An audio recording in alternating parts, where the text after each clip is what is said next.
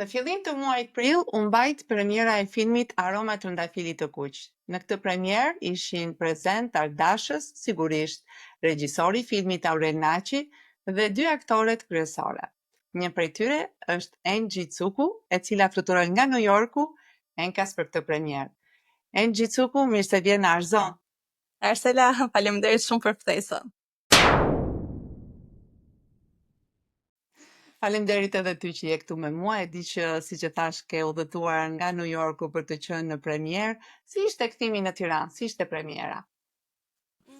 Më mirë se që prisja, për të vërtetën, sepse më ndodha film me metrazh të shkurtër, tematika, edhe kisha kohë në fakt që nuk frekuentoja kinema në Shqipëri 3 vite gati tashmë.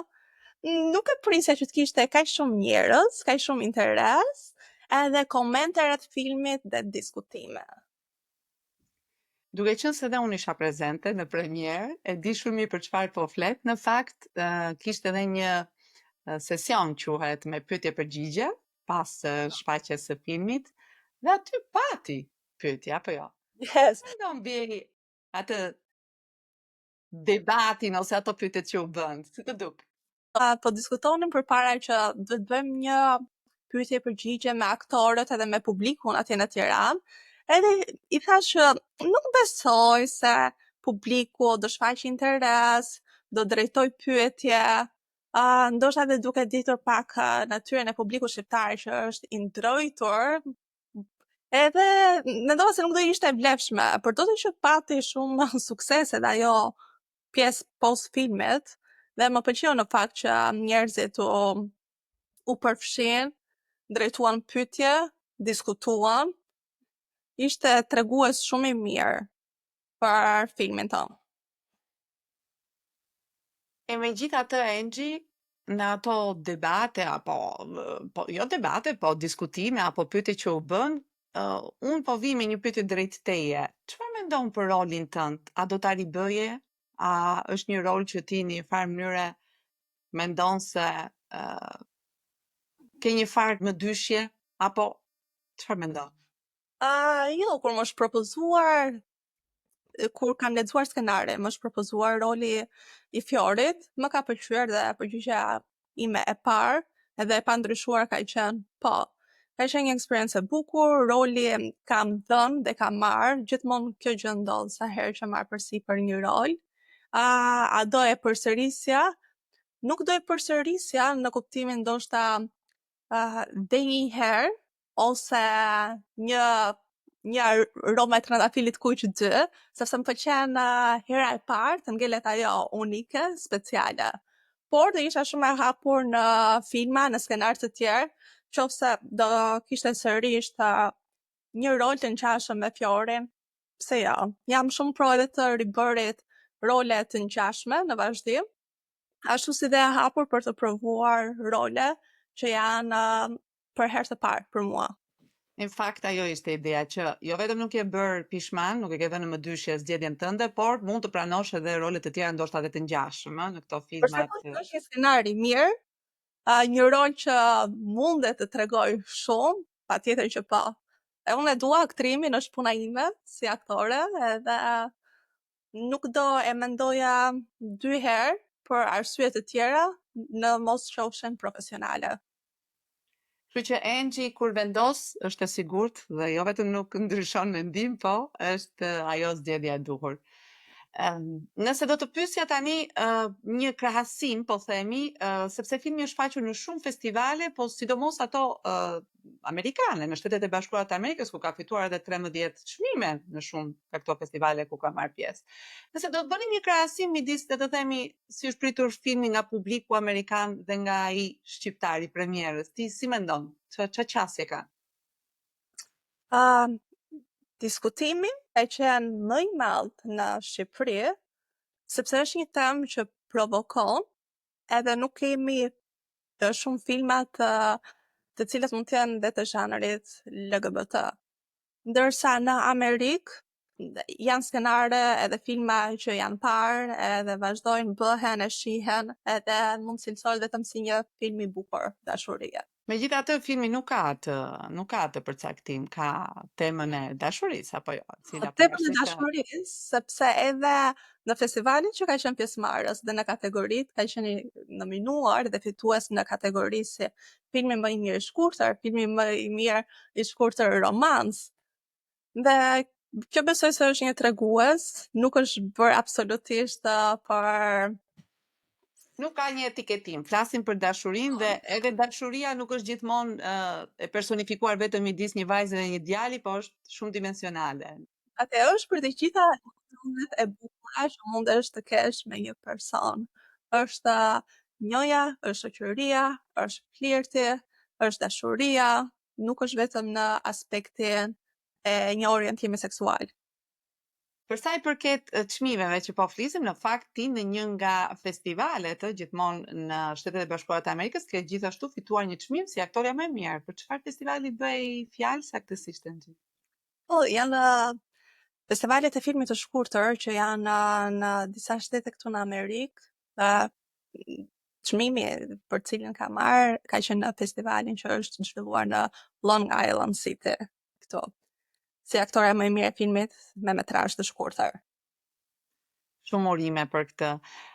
Nëse le të themi do ktheheshim një çik mbrapa, të bëjmë çik retrospektiv. Anxhi Cuku është e njohur, që është në vitin 2013 për rolin e saj në filmin Femrat. Për krah Ermal Mamaqit. Si ka ndryshuar, po themi, si është rritur Anxhi nga ajo eksperiencë deri tani? Janë bërë tashmë 12 vite, edhe pa diskutim ka qenë një augur shumë i mbar në karrierën time të luaja në filmin Femrat, të kisha rol kryesor dhe me një cast shumë të mirë aktorësh dhe me një film i cili pati goxha bujë në Tiranë. Më dha një shtys edhe një paraqitje shumë të madhe në publikun shqiptar. Nga aty më pas ishte më e lehtë që të hapen dyert qoftë në televizion ose për projekte të tjera. Edhe kështu ndodhi nga një film në filmin tjetër, edhe vazhdonte pasimi. E kam parë që më ka e gjithë eksperienca këtyre viteve në projekte më ka rritur profesionalisht, ka mësuar dhe nga gabimet, një ditë të jem më selektive në zgjedhjet që bëj, më ka dhënë mundësi që të njoh me një gamë të gjerë aktorësh, regjisorësh, individ të kësaj fushë, dhe padyshim që vitet bëjnë eksperiencë dhe eksperienca bën çdo gjë më të mirë. Pra ke fituar atë eksperiencën që të duhet për të zgjedhur, po edhe besoj konfidencën me kamerën. Po, pa diskutim. Je drejt asaj ides që do vazhdosh në këtë rrugë, pra ti e ndërmore qysh në 2013 dhe mendon që do vazhdosh drejt aktrimit të pa. Më pëlqen, e dua aktrimin, i dua artet në fakt, jo vetëm aktrimin. Më pëlqen kënga, më pëlqen kërcimi, më pëlqen piktura dhe do vazhdoj për sa kohë që kam mundësinë që të vazhdoj. Për sa kohë që ndihem mirë duke e bërë këtë gjë, për sa kohë ka projekte të mira dhe mendoj që të hapet gjithmonë një portë, e kam parë gjithmonë një projekt për të hapur një portë tjetër që mund të jetë dhe më mirë dhe më e madhe dhe në mos si aktore nuk i dihet se ku të çon rrugtimi sa lart. Ti pak a shumë e the edhe që parë, do të thënë që mbi rolet tani më e bën selektimin kur shikon një skenar të mirë dhe kupton që ai rol do të thënë të vishet mirë, të pëlqen dhe sigurisht që e luan. Po ti vet, a ke preferenca mbi rolet? Ku mendon ti ose cilat janë rolet që ti mendon që janë për ty? Jam një person, jo vetëm si aktore, por dhe si Anxhi. Do thoja që dhe nuk kam preferenca. Jam e hapur gjithmonë për të provuar. Jam e hapur gjithmonë për të parë edhe një anë tjetër të gjërave. Dhe të njëjtën që si e kam në jetë, e kam edhe në zgjedhjen e roleve që luaj. Më pëlqen e panjohura, e papritura, e cila është surprizë. Por, pa diskutim që nëse do zgjidhja, romanca, drama. Jam natyrë shumë emocionale dhe besoj se mund të luhet shumë bukur dhe ka kaq shumë për të luajtur me botën emocionale të një personi dhe mundesh të prekësh shumë njerëzit. Qoftë në komedi, qoftë në dramë, qoftë në emocionet e ankthit zemërimit, trishtimit. Janë të gjitha emocionet që çdo kush e ka provuar në jetë, edhe i gjen veten sa herë që shikon një film. Edhe në fakt Engji, të paktën në këto filmat që po komentojmë tani, të filmi Femrat që ka nota humoristike, edhe romantike, dhe tek filmi Aroma të ndafilit të kuq, që po ashtu është një dramë romancë, një romancë mund të themi, ty janë role që të përshtaten. Po nuk të kemi parë akoma në këto filmat, një çik më me suspans, me thriller. Ti si mendon, do ta gjeje veten edhe në këto role? Duhet provuar për të parë, por besoj se lidhet goxha edhe me fizikun, me paraqitjen tënde, me karakterin, edhe nuk ka asnjë gjë të keqe nëse do vazhdoja të luaja edhe gjithë jetën rolet e vajzës së mirë, vajzës së qatë, vajzës e cila është shumë e ngjashme me mua në jetë reale. Është mirë të luash në aty ku ke siguri të plotë që mundesh t'japësh maksimumin tënd, por padyshim do doja që të provoja edhe diçka tjetër të re, sepse nuk e di, ka shumë aktorë që i shikon gjithmonë në komedi, por mund të luajë shumë mirë një dramë, ashtu si dhe ata që mund të kenë luajtur një mori të madhe filmash dramatik edhe të befasojnë në komedi. Gjithmonë duhet të jepet mundësia për të parë, nuk mundem dot ta them pa e provuar. Është ideja që ti e kupton, po themi, forcën tënde, se është ajo që pak a shumë po thuaj që ka të bëjë edhe me natyrën tënde, dhe kur luan një rol ku e gjen veten edhe në realitet, është akoma, nuk është vetëm një rol, është vetvetja në një farë mënyrë, apo jo?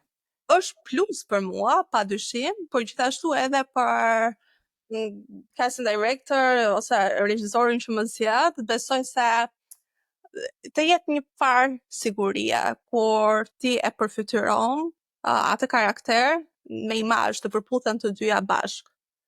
Është më lehtë, punohet më pak ndoshta kur e ke vërtet brenda vetes. Po kur Engji u zgjodh, filmi edhe eksperienca e parë ishte pikërisht Femrat, apo jo? Po. Kështu që kur Engji u zgjodh për filmin Femrat, e kishte menduar si erdhi rastësi, do të thënë si erdhi që ju afrove kinematografisë? Rastësisht. Unë gjatë asaj periudhe kam qenë adoleshente, moshë 14-15 vjeç. Jam marrë me ansamblin folklorik të Tiranës, në kërcim, në videoklipe, koncerte, po filloja të merresha edhe me modeling dhe vetëm kur dëgjojmë që po bëhej një casting për një film metrazh të gjatë dhe bëhet fjalë për rolin kryesor në këtë film komedi. Ashtu si gjithë vajzat e tjera, e provova dhe unë, edhe jam kontaktuar pas 2 ditësh që jam e zgjedhura. Ka qenë një lajm jashtëzakonisht shumë i bukur për mua, sepse është një mundësi që të jepet në një moshë shumë të re, dhe nuk e kam besuar asnjëherë. Edhe të mendosh Engji që ka dhe konkurrencë, ti për shembull hyre rastësisht, po të tjerët apo jo, studiojnë ose mezi presin, kështu që ka qenë edhe vërtet një gur. Ka patur dhe emra të njohur, aktorë që kanë më shumë eksperiencë se unë, dhe një plus ka qenë fakti që doni një aktore të re, doni një talent të ri për ta shfaqur në këtë film. Ndoshta ka qenë pikërisht ajo që po thoshim që parë, fizionomia, të gjitha ato që kërkonin ishin ajo që bën klikun që në momentin e parë. Besoj shumë në energji, besoj shumë në fat. Edhe kur diçka është e shkruar për ty, kjo gjëja ndodh magjia, besoj në audicione. Ndodh magjia, ndodh kimia, qoftë me partnerin cilin do luash, ashtu edhe me regjisorin. Mund të jetë diçka komplet shumë elementare edhe personale që regjizori të zgjedh të. Mund të ketë shumë vajza që luajnë shumë mirë, mund të ketë shumë vajza shumë të bukura, mund të ketë shumë aktore, por sigurisht vetëm njëra do e ketë mundësinë që ta interpretojë atë rol. Po, në momentin që bëje casting ose bën casting, si ishte për ty? Ishte një eksperiencë që të stresonte apo një eksperiencë që të krijonte një kënaqësi, sido që të shkonte? Gjithmonë kam patur emocione të bukura edhe emocione për shfaqjen e parë. Nuk kam patur asnjëherë frikën, nuk kam patur asnjëherë turpin, dhe këtë besoj se kam patur plus dhe avantazh. Edhe sot, dhe kur jam para kamerave, dhe kur jam në skenë, dhe kur interpretoj, është kjo për shembull lidhet me pjesën e karakterit tim. Kam konfidencën edhe nuk më ka penguar dhe në projektin e parë. Po nuk e ke parë si një gjë që të stresonte, se ti besoj e di që në shumë casting shumë njerëz ndonjëherë nuk japin më të mirën e mundshme pikërisht nga stresi ose pikërisht nga ajo frika se çfarë i pret. Ti e ke përjetuar ose e ke bërë si një gjë që po të argëtonte? Po, jam gjithmonë entuziaste, nuk i kam asnjëherë emocionin e stresit ose frikën si do shkoj. Ti kam besimin, jep më të mirën edhe pastaj nuk është më në dorën tënde. Dhe arsye pse mund të mos zgjidhesh nuk ka të bëj fare me se sa e aftje ose sa e mirë je. Ndonjëherë thjesht nuk je personi që duhet për atë rol. Nuk ke pse të marrësh asgjë personale kur është vetëm profesionale. Edhe në fakt të gjithë profesorët në kurse apo në shkolla këtë mundohen të thonë aktorëve. Mundoni ta merrni si një argëtim kur bëni casting. Po, sa e lehtë është kjo? Aty është e gjitha që Më ka menaxhimi. Më ka ndodhur dhe në projekte ku nuk jam pranuar për rolin për cilin kam bërë audicion, por regjizori ka dashur të më ketë në atë film, edhe ka bërë një rol që dhe të shkurtër për të më patur. Kështu që asnjëherë nuk e dihet. Një jo mund të kthehet në një po ose nuk e dihet, duhet asnjëherë në një mundësi tjetër që mbasi Po. s'është ajo plani A, po është një plan B. Yes, duhet e heqësh dorë asnjëherë. Jam që ti provosh gjithmonë të gjitha audicionet dhe madje dhe sot e kësaj dite vazhdoj të aplikoj dhe në role që ndoshta nuk janë për moshën time, sepse them nëse dikush do të marri, do e përshtatsi ndoshta rolin për ty. Sa e hapti e që ta bësh këtë gjë. Duhet besimi në vetvete. Do me thënë është në një farë mënyrë edhe një test, po themi, po duhet edhe pranuar si do që të shkoj rezultati. Duhet të marrësh riskun, besoj. Duhet të marrësh riskun për gjëra të bukura. Mundet të ndodhin, mund edhe të mos ndodhin, por të paktën duhet i provosh patjetër. Të paktën tentove, të paktën bëre tënde. Kjo është një le të themi një mënyrë filozofike të parë shumë e mirë. Nëse do të pyesja një çik sepse unë e kuptova tani nga ky rrëfimi yt që ti nuk je thjesht vetëm një aktore, po je një vajzë që pëlqen, ka dashur edhe vallëzimin, ëh? Po. Përveç modelingut, kështu që je një çik, si themi, artiste me shumë sfumatura. Më ka pëlqyer të provoj të gjitha, më ka ecur më shumë në aktrim është dhënë mundësia, edhe madje për aktrim është mirë që të kesh gjithmonë asete të tjera, si aftësi të tjera, të cilat mundesh të shfrytëzosh dhe i ke plusën në momentin e një audicioni. Kjo është e vërtet, sidomos vallëzimi, sidomos mundësia të jesh elastike ose të kesh ose të luash vegla muzikore, këto janë pluse edhe për rolet të caktuara. Kjo është e vërtet. Që sa më i kompletuar të jesh, aq më mirë është. Dhe në shkolla ose klasa më mirë të themi, orë mësimi ose që sugjerohen edhe aktorëve që të bëjnë vallëzim apo të bëjnë në mënyrë kjo se ndihmon edhe me fluiditetin, me plastikën e me të tjera, apo jo? Janë të gjitha fusha që janë të lidhura me njëra tjetrën, por do thoja që filmi është ai që i përmbledh të gjitha, i gjen të gjitha në film. Nëse do të pyesja cili është arti më komplet edhe më i ti që ti Është preferon? filmi është ekrani i madh, aty i gjen të gjitha. Kur e shikon veten në ekranin e madh të kinemas, çfarë mendon? Si ndihesh? E ke atë sikletin e të parit vetes në ato dimensione aq të mëdha? E ke patur të vështirë apo? Jo, më pëlqen. Më pëlqen. Më është bërë gjithmonë kjo pyetje dhe e kam menduar ose aktore që nuk i shikojnë filmat e tyre ose e kritikojnë, absolutisht jo. Johnny Johnny Depp thoshte që nuk shoh asnjëherë filmat e mi. Po jo vetëm Johnny Depp, ka dhe shumë të tjerë që e kanë të vështirë të shohin veten, sidomos herët e para. Prandaj të pyes që si ka qenë me ty. Jo, për mua më pëlqen shumë dhe jam personi që mund të shkoj në kinema dhe ta shoh filmin tim disa herë dhe me familjen, dhe me miqt, dhe me shoqërinë, nuk e kam fare problem. Nuk është vetëm të parit veten, është të parit të gjithë produktin dhe pastaj është për mua një eksperiencë tjetër. Shikoj produktin final, por gjithsesi kam emocionet dhe di për pas skenat, e lidh me kujtime të tjera personale. Do të thënë Ençi nuk hyn tek ato vajzat që kur shikon veten sidomos në ekranin e madh, fillon edhe e qorton në kuptimin nuk më pëlqen kjo, nuk më pëlqen ajo, nuk më pëlqen ndonjë tipar, etj etj. Jo, jam shumë e mirë me veten dhe dua veten time shumë edhe në qovë se nuk e shfaq ti interesin, pëlqimin, vlerësimin për veten tënde, për produktin tënd, nuk mundesh do të kesh pritshmëri nga njerëzit e tjerë që shkojnë në shohin. Qose nuk din ti ta duash dhe ta mbrosh veten tënde për atë që ke dhënë ekranin e madh. E megjithatë ti je koshciente që jo të gjithë mund të pëlqejnë ose jo të gjithë e shohin me syrin tënd apo jo. Absolutisht po.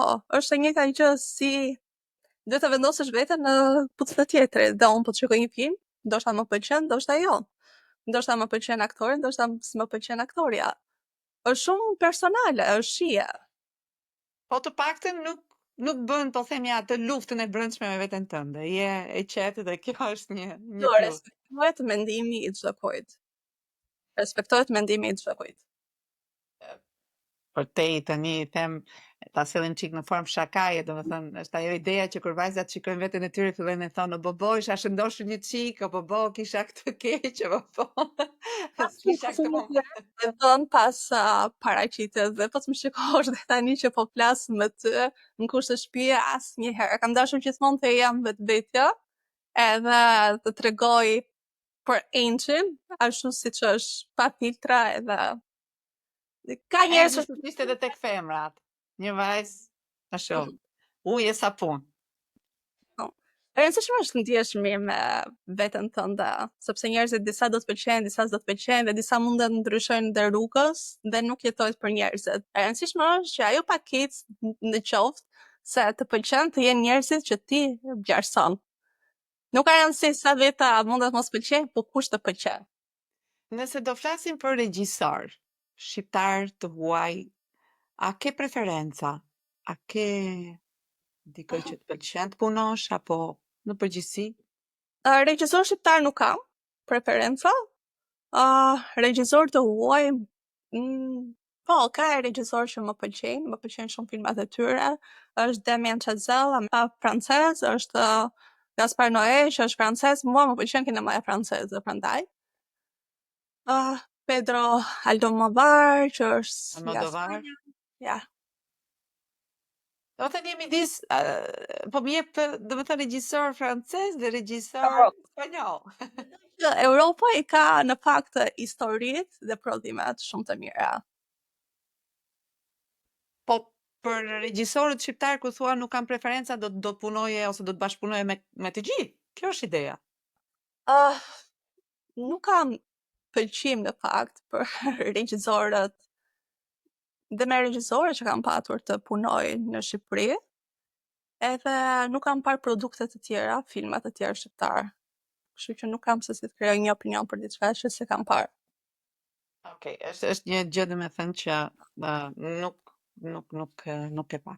Ndërsa për sa i përket po themi ndonjë roli, se tani ti mirë keq jeton në Amerikë, ëh, ashtu quajtura toka vendi i ëndrave, ku ëndrat bëhen realitet e të tjera të tjera. Ti je në New York, mbase, sikur të ishe në Hollywood, sikur të thërisnin në Hollywood.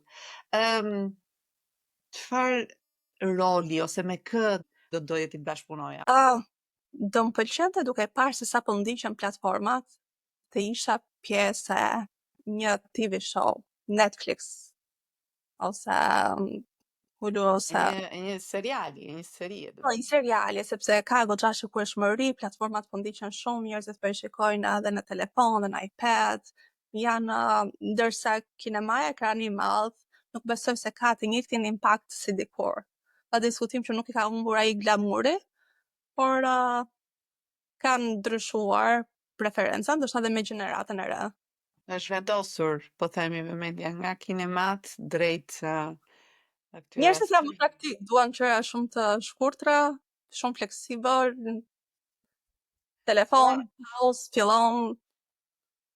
Unë personalisht mbetem një fan e kinemas, kjo nuk ndryshon, po e kuptoj që tani më për shumë njerëz është bërë komode të rinë në shtëpi të shikojnë ato platformat.